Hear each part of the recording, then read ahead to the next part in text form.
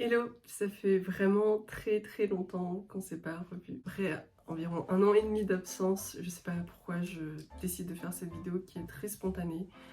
Donc j'ai vraiment rien écrit, rien préparé.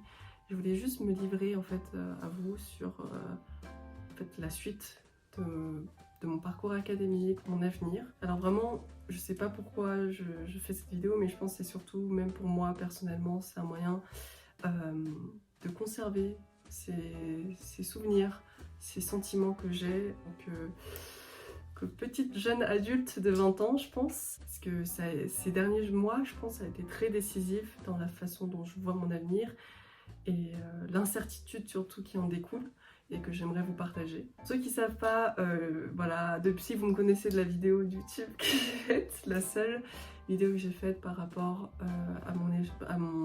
ma vie étudiante à Montréal, à McGill, j'ai décidé de partir en échange à Singapour, à la National University of Singapore, pour un semestre. Donc j'ai pu continuer ma licence en développement international et études de l'Asie de l'Est là-bas. J'avais vraiment envie de partir en tout cas en Asie, pour découvrir cette perspective vraiment asiatique, parce que voilà, j'ai grandi en France, donc j'ai eu le système éducationnel française, et puis je suis partie à Montréal, donc vraiment nord-américaine. Puis j'ai dit, bah voilà, si je fais une mineure et j'étudie l'Asie de l'Est, il faut que je comprenne cette perspective asiatique. Donc c'est pour ça que je suis partie en Asie du Sud-Est, d'autant plus que c'est une région que je connais vraiment pas, que je suis vraiment pas familière. Donc je suis vraiment très contente d'être partie. Je pense que ça a vraiment ouvert les yeux sur beaucoup de choses que je pensais pas découvrir un jour, que ce soit par exemple les cultures. Donc j'ai pu découvrir avec Singapour aussi la Malaisie, qui est juste le seul pays frontier. Je suis partie à Malacca, à Ipoh, c'était des endroits magnifiques. Puis je suis aussi partie en Thaïlande, à Phuket avec mes amis, et j'ai fait mon premier solo trip ever à Taïwan. Taïwan, c'était pas vraiment un endroit que je connaissais pas, c'était très je savais que Taïwan c'était un endroit très secured. Vraiment, je fais des anglicismes, c'est horrible. Avec pas de problème de sécurité. Aussi, je parle le chinois, donc je suis bilingue, donc ça aide beaucoup aussi pour voyager. Voilà, je suis partie aussi au Vietnam, à Hanoï, avec une amie.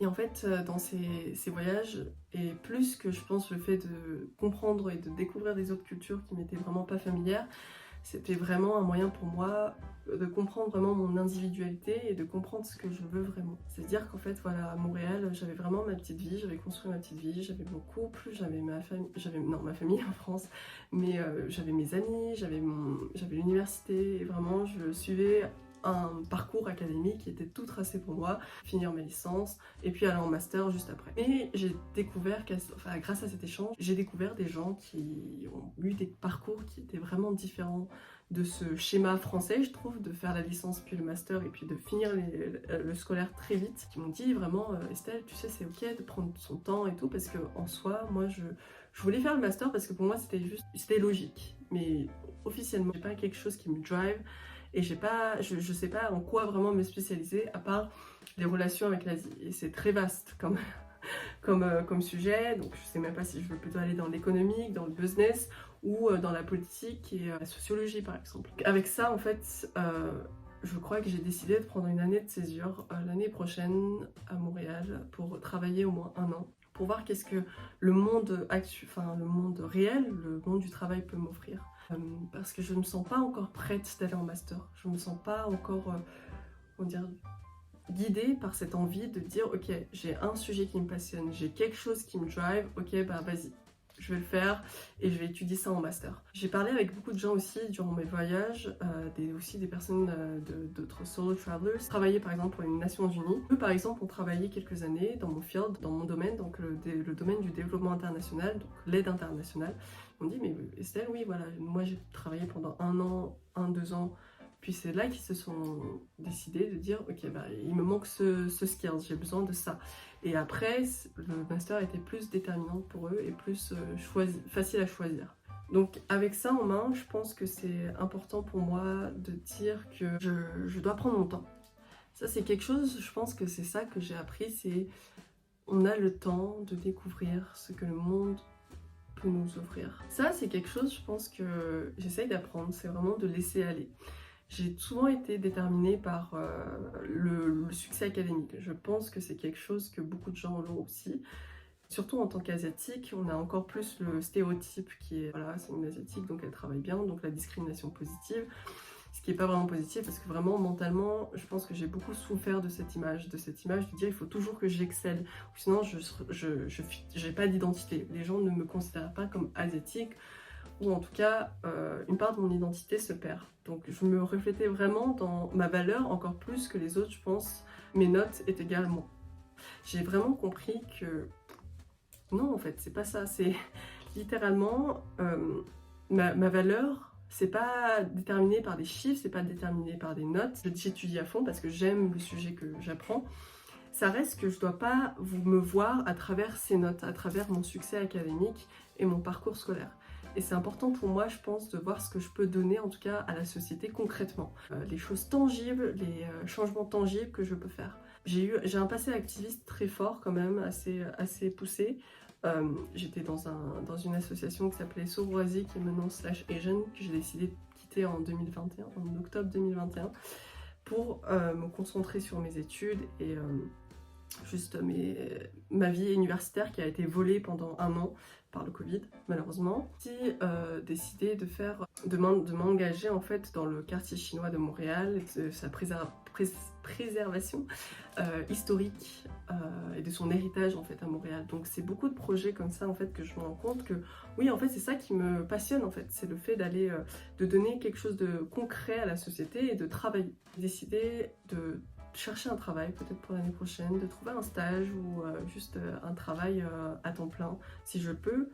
Ou sinon, mon deuxième choix serait vraiment d'aller voyager, donc travailler pendant 4 mois en économisant et puis partir en voyage pour découvrir un autre endroit ou travailler dans un endroit qui m'est complètement pas familier, genre dans l'Amérique latine ou l'Afrique. Ça c'est vraiment quelque chose, je pense que j'ai envie de découvrir ces parties du monde qui me sont vraiment genre vraiment pas familières et j'ai envie de sortir de ma zone de confort.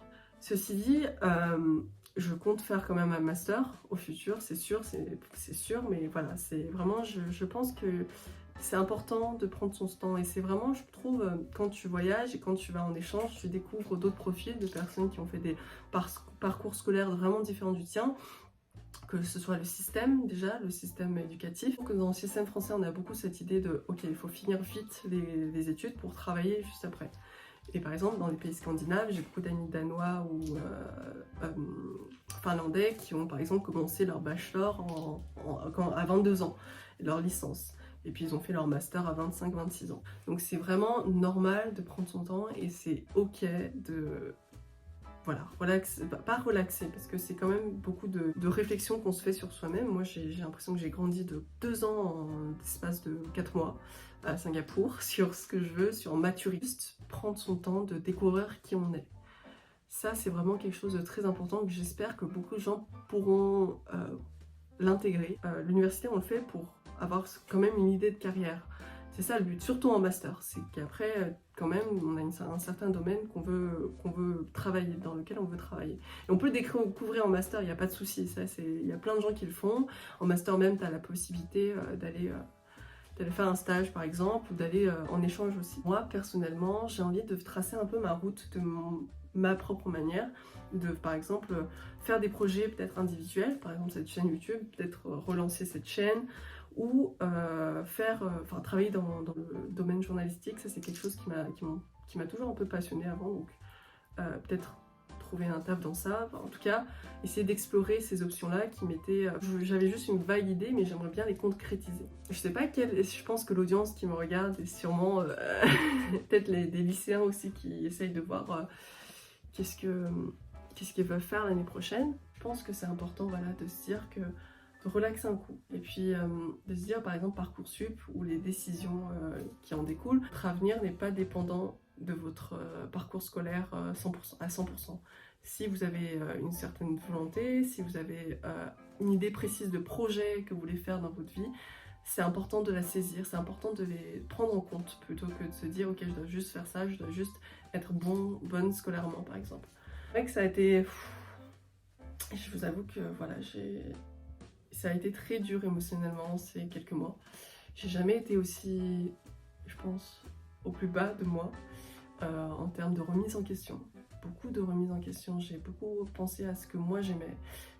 Avant, je mettais beaucoup les autres en avant et maintenant, je pense plus à ce que moi je souhaite faire dans ma vie, quel parcours je souhaite prendre, quelle voie je souhaite faire. Pas tout le monde qui a le privilège de se poser ce genre de questions, parce que moi j'ai pu le faire en étant à Singapour. Et je pense que c'est important qu'à un moment, en tout cas, même juste, peut-être pas par mois, mais juste peut-être dans votre vie, vous trouverez des personnes qui vous inspireront et qui vous diront, ok, en fait, voilà, qu'est-ce que j'aime réellement et est-ce que je voudrais prendre un peu une pause ou est-ce que je souhaite vraiment me lancer directement dans un monde académique ou dans une ligne directrice que la société m'a imposée. Je pense que c'est quelque chose que j'aurais jamais pu réaliser si j'étais restée à Montréal, si j'avais toujours ma petite vie là-bas. C'est quelque chose que j'ai beaucoup appris, je pense, à l'étranger et en découvrant d'autres personnes, d'autres profils et découvrir surtout d'autres perspectives de vie. Parce que c'est ça, voyager, c'est vraiment découvrir qu'en fait, il y a d'autres possibilités et rien n'est déterminé. Voilà. Je sais pas quand on va se revoir. Je vous avoue qu'en ce moment, je prends beaucoup de temps pour moi parce que voilà, émotionnellement, ça va. De mon côté, c'est un peu fragile. D'avoir mon diplôme en main l'année prochaine, ça me fait un peu peur. Je vous avoue, ça me fait même beaucoup peur. Voilà. À voir la suite, qu'est-ce que ça devient. Mais merci beaucoup de me suivre encore jusque-là.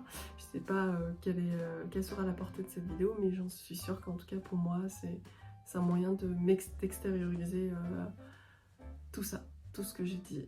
Et puis, j'espère vous revoir bientôt. Au revoir.